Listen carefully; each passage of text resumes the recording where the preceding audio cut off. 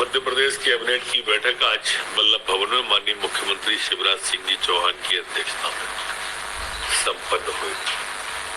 सभी सम्मानित मंत्रियों द्वारा मुख्यमंत्री जी द्वारा दिल्ली में हैबिटेट सेंटर में जो हमारा मध्य प्रदेश का सुशासन विकास रिपोर्ट पेश की थी, उसकी बधाई दी गई। और शायद पहली बार कोई हिंदुस्तान में प्रांत है जिसने अपनी रिपोर्ट दिल्ली में सार्वजनिक की है।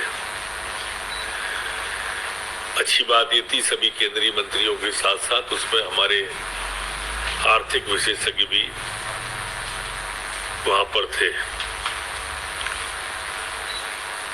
इसी तरह से आज माननीय मुख्यमंत्री जी उद्यम क्रांति योजना को लॉन्च करने वाले हैं। श्रद्धेय कुशाभाऊ ठाकरे सभागार के अंदर मैं यह कहना भी यहाँ पर प्रासंगिक समझता हूँ कि जो बेरोजगारी की दर है जो हिंदुस्तान में पब्लिश हुई है, सबसे कम हमारे मध्य प्रदेश की है। पिछले 3 महीने में हमने लगभग 16 लाख लोगों को रोजगार के लिए लोन, सब्सिडी, ये सब प्रदान किया है। आज माननीय मुख्यमंत्री जी उद्यम क्रांति योजना का प्रारंभ करेंगे। इसमें 1 लाख से 50 लाख रुपए तक के लोन की गारंटी सरकार देगी, कई में ब्याज देगी, कई में सब्सिडी देगी। यहाँ एक बात और स्पष्ट करना चाहूंगा मैं कि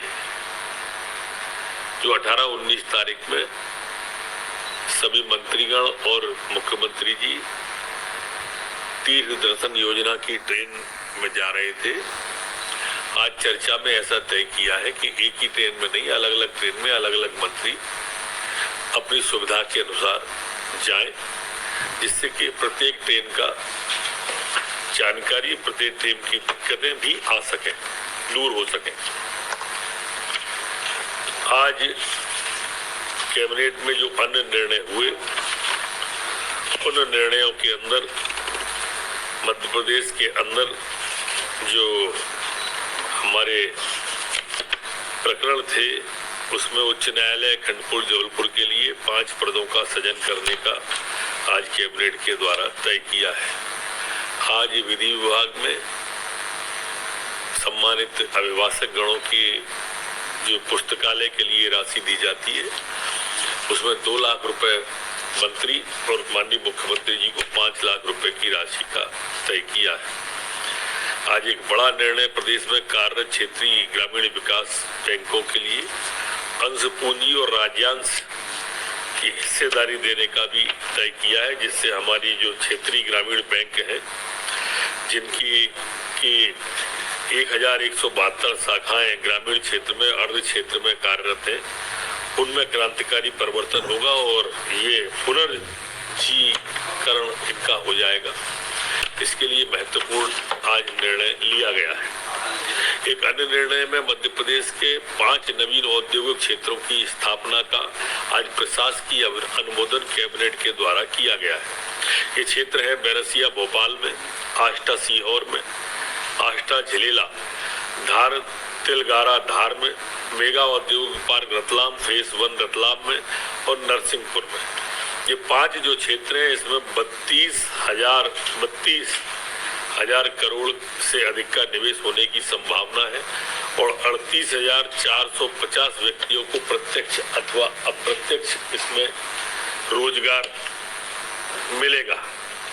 इसी तरह का एक बड़ा निर्णय जो कि हमारा अपने आप में क्रांतिकारी निर्णय ही कहलाएगा, ये हमारा उज्जैन विक्रम उद्योगपुरी उज्जैन में मेडिकल डिवाइसेस पार्क का खोलने का आज कैबिनेट के द्वारा तय किया है।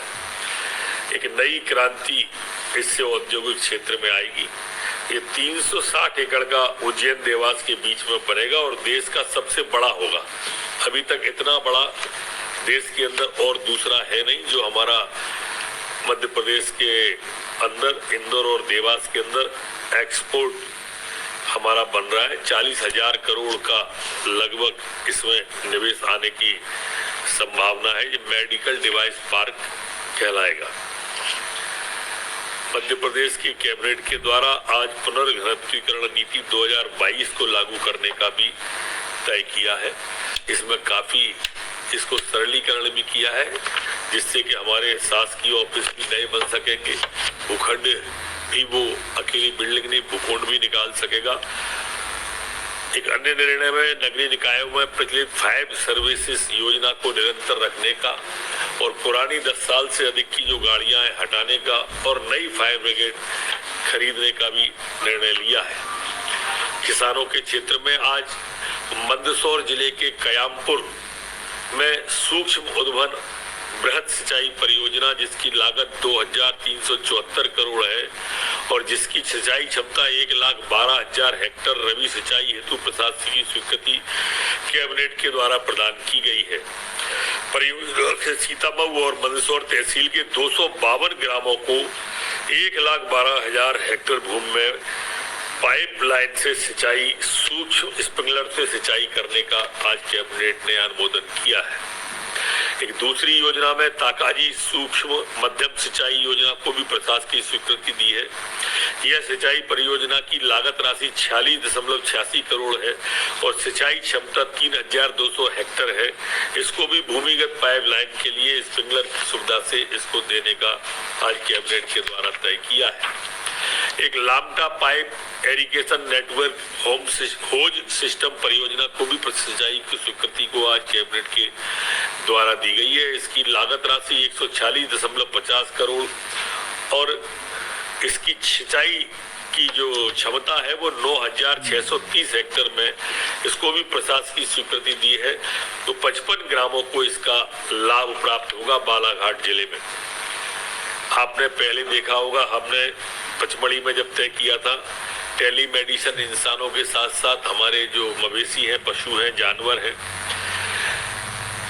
इनके साथ साथ आज जो निर्णय किया, पशुपालकों को भी अब जो पशुपालक गाय, भैंस, बकरी, सूगर, मुर्गी पालन के लिए खरीदना चाहते हैं, उनको 0% ब्याज पर अब सरकार पैसा उपलब्ध कराएगी। ये दूसरा निर्णय है टेलीमेडिसिन के बाद में जो हमारे छोटे पशुपालक लोग हैं उनके लिए।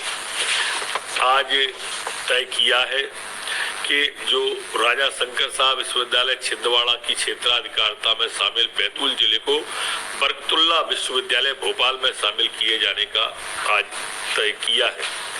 हमारे यहाँ नए इनोवेशन होते रहते हैं और लगातार इनोवेशन हमारे नौजवान करते भी रहते हैं, नई टेक्नोलॉजी लाते हैं, नए आइडियाज लाते हैं, लेकिन उनको संस्थागत व्यवस्था नहीं थी और संस्थागत व्यवस्था करने के लिए आज नवीनतम तकनीकी एवं नवाचार उपयोग के लिए राज्य स्तरीय एक सशक्त समिति SLEC का गठन मध्य प्रदेश की कैबिनेट के द्वारा किया गया है। मंत्रिपरिषद द्वारा आज कन्या विवाह योजना और कन्या निकाह योजना ये करने के लिए आज 55,000 रुपए की राशि स्वीकृत करने का तय किया है। इसमें 6,000 रुपए सामूहिक विवाह कार्यक्रम के लिए, 11,000 हमारी बेटी के हाथ में नगद देने के लिए, बची हुई 35,000 की राशि की सामग्री और सामग्री भी दी, जैसा मुख्यमंत्री जी ने कहा है, गुणवत्तापूर्ण हो, इसके लिए एक वहाँ के प्रबुद्ध जनों की समिति, प्रशासन की समिति दोनों एक साथ इस खरीदी काम को करें, ऐसा मध्य प्रदेश की कैबिनेट के द्वारा तय किया है।